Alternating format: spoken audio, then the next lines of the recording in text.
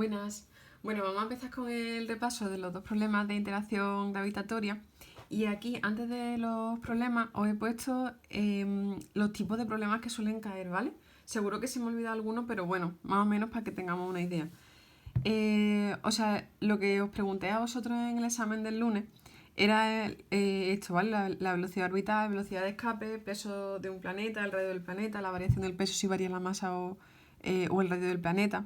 Entonces, de hecho, no voy a hacer ahora mismo ningún problema de repaso porque ya lo vimos el lunes y está bastante reciente. Pero lo mismo, si queréis que hagamos alguno, me lo decís. Vale. Luego también suelen preguntar bastante el campo gravitatorio y potencial gravitatorio en un punto. Y esto lo copio tal cual de una de las preguntas. Si en un punto del espacio la intensidad de campo gravitatorio creado por varias masas es nulo, también lo será el potencial gravitatorio. Es un ejemplo, ¿vale? Que de esto en concreto sí que lo hicimos, me acuerdo de haberlo hecho en clase. Y ahora no me acuerdo si lo hicimos con el campo eléctrico, puede ser, pero es lo mismo, ¿vale? Campo eléctrico y campo... en cuanto a esta pregunta, ¿vale? Campo gravitatorio y campo eléctrico es igual, la respuesta es la misma, ¿vale? Vale, cálculo del campo gravitatorio creado por dos masas y el trabajo necesario para llevar una masa desde un punto a otro. Eso sí que vamos a ver un problema hoy, ¿vale? Cálculo del trabajo que realiza un objeto que sube o baja una rampa con y sin rozamiento. Vale, de esto también vamos a hacer otro problema. Y ya la parte de teoría, pues a veces preguntan sobre fuerzas conservativas, principios de conservación de la energía mecánica, teorema de las fuerzas vivas. Y esto está en el resumencillo que os dejé de esto, de interacción gravitatoria, interacción eléctrica, interacción magnética e inducción. ¿Vale? Entonces, vamos a comenzar con el primer problema. Y nos dice, conteste razonadamente. ¿Puede ser negativa la energía cinética de una partícula y la energía potencial? En caso afirmativo, explica el significado físico del signo. ¿Se cumple siempre que el aumento de energía cinética es igual a la disminución de energía potencial? Vale, vamos a ir por partes. Entonces, primero, ¿la energía cinética puede ser negativa? Bueno, pues no puede ser negativa ya que como vemos en la ecuación, tendríamos energía cinética igual a un medio de la masa por la velocidad al cuadrado. M es la masa que es siempre positiva y V es la velocidad, que la velocidad realmente sí que puede ser negativa, pero al estar elevada al cuadrado da positiva. Por lo tanto, al final, la energía cinética va a ser positiva, ¿vale? Vale, la siguiente pregunta era, ¿y la energía potencial? O sea, que si la energía potencial podía ser negativa. En caso afirmativo, explica el significado físico del signo negativo. Vale, o sea, la energía potencial puede ser negativa dependiendo de lo que tomemos como referencia y por lo tanto donde situemos la energía potencial igual a cero. Por ejemplo, si la energía potencial igual a cero la situamos en un acantilado, lo que esté por debajo, por ejemplo, a nivel del mar, tendrá una energía potencial negativa y lo que esté por encima tendrá una energía potencial positiva, ¿vale? Entonces, el signo negativo de la energía potencial indica que dicha energía potencial se está midiendo por debajo de lo que hemos tomado como origen de la energía potencial. ¿Vale? Ya está. Vale, y la última pregunta era, ¿se cumple siempre que el aumento de energía cinética es igual a la disminución de la energía potencial? Vale. Dice, en el caso de que solo haya fuerzas conservativas, sí, ¿vale? O sea, cuando aumenta la energía cinética, disminuye la energía potencial, ¿vale? Esto es debido a que se conserva la energía mecánica, por lo tanto es debido al principio de conservación de la energía mecánica. Pero en el caso de que haya fuerzas no conservativas, como por ejemplo la fuerza de rozamiento, la energía mecánica disminuye debido a que se disipa. Y por lo tanto, un aumento de la energía cinética no es igual a la disminución de la energía potencial. ¿Vale? Vale, vamos a ir con el apartado B ahora. Y vamos a ver lo que nos dice, ¿vale? Vale, el apartado B. Dice, por un plano inclinado 30 grados respecto a la horizontal, asciende con velocidad constante un bloque de 100 kilogramos por acción de una fuerza paralela a dicho plano. Se sabe que el coeficiente de rozamiento entre el bloque y el plano es de 0,2. Vale, primero, determine el aumento de energía potencial del bloque en un desplazamiento de 20 metros. Vale, y ahora dibuje en un esquema las fuerzas que actúan sobre el bloque y calcule el trabajo realizado por la fuerza paralela en ese desplazamiento. Vale, y nos da como dato la gravedad, 10 metros partido segundo al cuadrado. Vale, vamos a ir apuntando cosillas aquí. Vale, este es el apartado B y ya nos dice, vale, el grado de inclinación es 30 grados. La velocidad constante, esto es importante. Un bloque de 100 kilogramos, o sea, la masa del bloque son 100 kilogramos. Vale, y ahora se sabe que el coeficiente de rozamiento es igual a 0,2. Y ahora, en el primer apartado dice determine el aumento de energía potencial del bloque en un desplazamiento de 20 metros. O sea, el desplazamiento va a ser 20 metros y ya tenemos que determinar la energía potencial. Vale, vamos a empezar con este y ya luego hacemos el segundo apartado. Vale, tendríamos entonces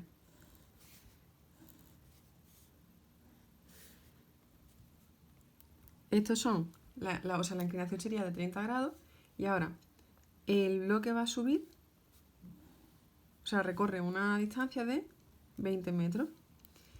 Vale, nosotros sabemos que la energía potencial es igual a la masa por la gravedad por la altura. Entonces vamos a calcular la altura que ha subido. Aquí estaríamos a 0 metros y aquí vamos a ver a qué altura está, ¿vale? Vale, como este es el cateto opuesto, teníamos que calcular el seno, ¿vale? Seno de 30 es igual al cateto opuesto, lo voy a llamar h, ¿vale? Partido la hipotenusa, que va a ser 20 metros. Por lo tanto, h va a ser igual a 20 metros por seno de 30. Seno de 30 es un medio, ¿no? Sí, entonces sería la mitad de 20, pues la altura van a ser 10 metros. Vale, ya sabiendo esto, la energía potencial va a ser la masa, que son los 100 kilogramos, por la gravedad, que hemos visto, no la apuntaba aquí, ¿vale? Nos la daba el problema, que eran 10 metros partido segundo al cuadrado, por la altura, que son 10 metros. Vale, entonces esto nos daría newton por metro julio y nos quedaría entonces 10.000, ¿no? 10.000 julios, ¿vale? Entonces, la energía potencial es igual a 10.000 julios. Vale, dice determina el aumento de energía potencial del bloque en un desplazamiento de 20 metros. O sea, la energía potencial es igual a 10.000 julios cuando el bloque se desplaza 20 metros, ¿vale? Vale, y ahora el segundo apartado, vamos a ver lo que nos decía. Dice, dibuje un esquema de las fuerzas que actúan sobre el bloque y calcule el trabajo realizado por la fuerza paralela en ese desplazamiento. Vale, entonces, ahora vamos a tener que calcular el trabajo, o sea, dibujar el esquema de las fuerzas y calcular el trabajo, vale, el trabajo de la fuerza que se realiza, ¿vale? Vale, entonces, vamos a hacer primero el esquemita.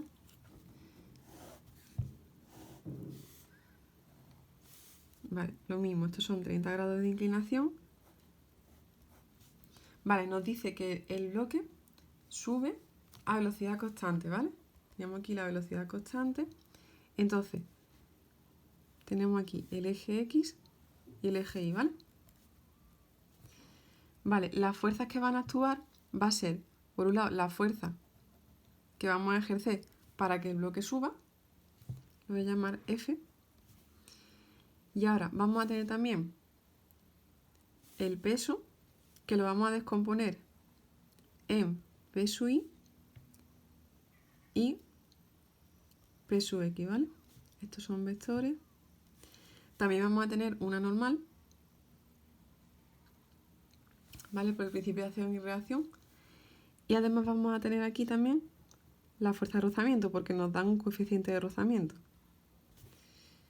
Vale, creo que no se me olvida ninguna. Entonces, Como nos dice que va a velocidad constante, eso quiere decir que no hay aceleración y por lo tanto el sumatorio de la fuerza sería igual a 0, ¿vale? Es decir, F menos P sub X menos la fuerza de rozamiento tiene que ser igual a 0, ¿vale? Tomo F positiva porque va en dirección, perdón, en el sentido del movimiento, ¿vale? Por lo tanto, tenemos que la fuerza es igual a P sub X más la fuerza de rozamiento. Vale, esto ya es lo primero que nos pedía, que lo hemos dibujado. Y ahora, vale, calcular el trabajo. Entonces, el trabajo de la fuerza paralela en ese desplazamiento, ¿vale? Que es esta de aquí. Vale, pues sería la fuerza esa por el desplazamiento. Vale, si os fijáis, la fuerza y el desplazamiento tienen la misma dirección y sentido, por lo tanto sería el producto escalar, fuerza por desplazamiento por coseno de 0. Coseno de 0 nos va a dar 1. El desplazamiento lo teníamos de antes, que eran los 20 metros, ¿vale? Y ahora tenemos que calcular la fuerza. Vale, la fuerza, como sabemos que es igual a P sub X más la fuerza de rozamiento, pues vamos a calcular cada una, ¿vale? Vale, la fuerza es igual a P sub X más la fuerza de rozamiento. Entonces, ¿cuánto es P sub X? Vale, mirad. Voy a dibujar este triangulito. O sea, si yo desplazo P sub X aquí, me sale un triángulo rectángulo. Entonces lo voy a dibujar aquí, ¿vale?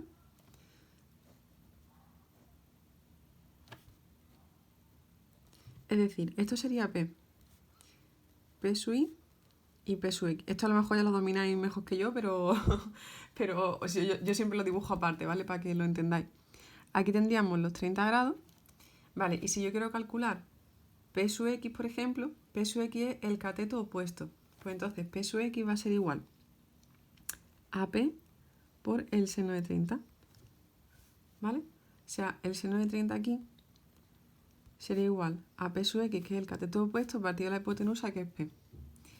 Y el coseno de 30 es igual al cateto contiguo, que es P sub I, partido P. Yo es que me acuerdo que esto mi profe en segundo de bachillerato lo hacía súper rápido y a mí me costaba entenderlo hasta que ya lo pillé, ¿no? Y ya simplemente, pues si quieres calcular P sub X o P sub I, pues lo despejas de aquí, ¿vale? Entonces, P sub X ya tenemos que es esto, ¿vale? Que al final pues va a ser M por G, ¿vale? El peso por el seno de 30. Y ahora, la fuerza de rozamiento. Vale, mirad. La fuerza de rozamiento sabemos que es la normal por el coeficiente de rozamiento. Vale, la normal, si os fijáis, tenemos aquí que el sumatorio de la fuerza en el eje Y es igual a 0, ¿vale? O sea, es igual a 0 porque en este eje no se mueve el bloque. Por lo tanto, las fuerzas tienen que ser iguales.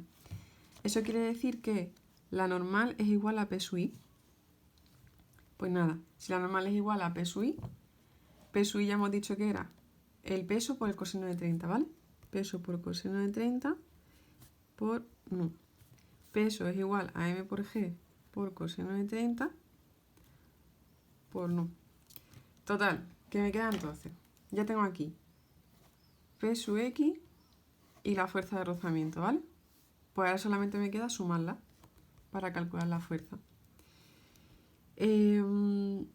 Vale, mira, voy a sacar factor común mg y ahora ya lo multiplico por seno de 30 más coseno de 30. No.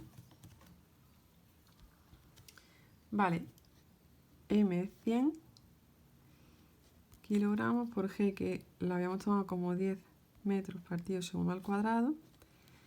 Vale, seno de 30 más coseno de 30 por 0,2. Vale, aquí está la calculadora. Seno de 30 más coseno de 30 por 0,2. Vale, y esto por, pues por 1000.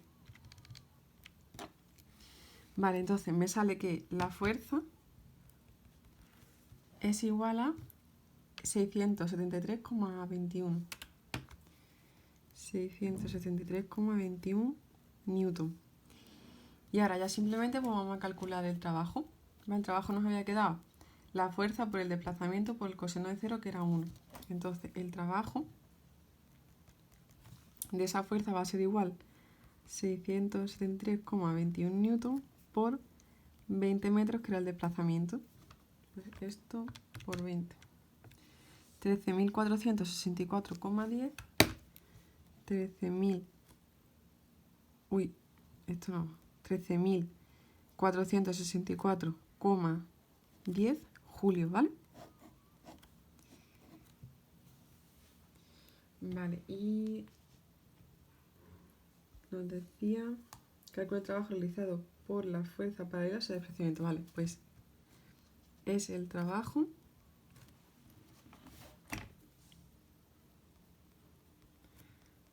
realizado por la fuerza paralela